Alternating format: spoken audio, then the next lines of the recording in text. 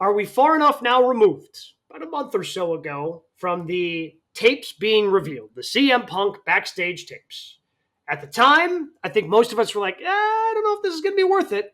But can we change our tune on that? Was it worth it for AEW to release the tapes? Yeah, I agree with what you said. Like, we were pretty adamant against it, saying it was a dumb decision. This was before even New Japan. I remember we talked about the fact that, hey, New Japan's going to be in Chicago this week. Jack Perry's going to be on that show. That will draw some heat, but that's not AEW's bottom line. Now, here we are a few weeks later. We should have had some patience because I think it is a win. Like, the heat right now on the Elite and putting Tony Khan front and center and him taking that bump, which was so devastating for his neck. Like, it's a win. And the fact that even last night you get Okada and Kenny with the, the face to face, and they take out Kenny. It's hard to say it's not a win at this point. Shad Khan. Yes. Was the MVP of the entire segment. Like, I wonder how much he knew about this. Oh, nothing, right? Like, Tony just had to go, hey, Dad, hey, just come out and pretend to be concerned for me, right? Like, that's all the explanation that happened. And Shad's like standing in the middle of the ring, clearly doesn't know what to do with his hands. Like, it's perfect. It is pro wrestling at its finest. And then you get that one wrestler, I don't even know who he was, but he started like freaking out, like, oh, it's Shad Khan right now. Like, he didn't know what to do with himself. I still wonder if they could have gotten here because the Bucks had plenty of heat on them before the tapes came out. Sure. And I still think you could have gotten here without releasing the tape because, again, you pop the rating for a guy that you're not making money off of. And I think you still run the risk of every time Jack Perry comes out now, and I think there were some faint ones last night when he was backstage with Renee, and they kind of cut it out unless I was hearing things. CM Punk chance. You don't want CM Punk chance on your show when he is working for the other place.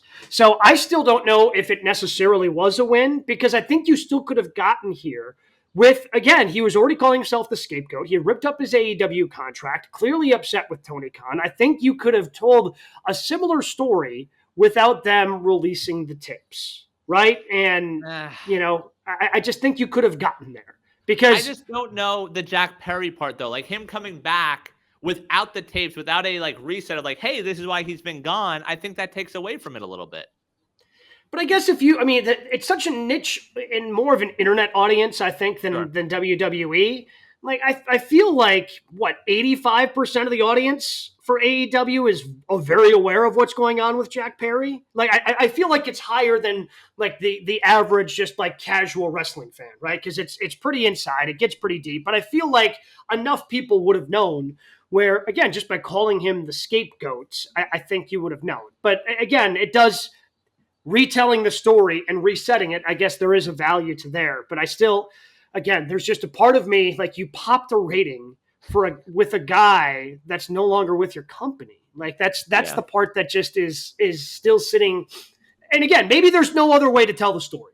I'm just curious, and I'm sitting here thinking of, okay, are the tapes a win? I just wonder, all right, is there a way you could have gotten this much heat? And I think ultimately they could have because the tapes are so far gone now with what they've done the last 2 weeks. Right.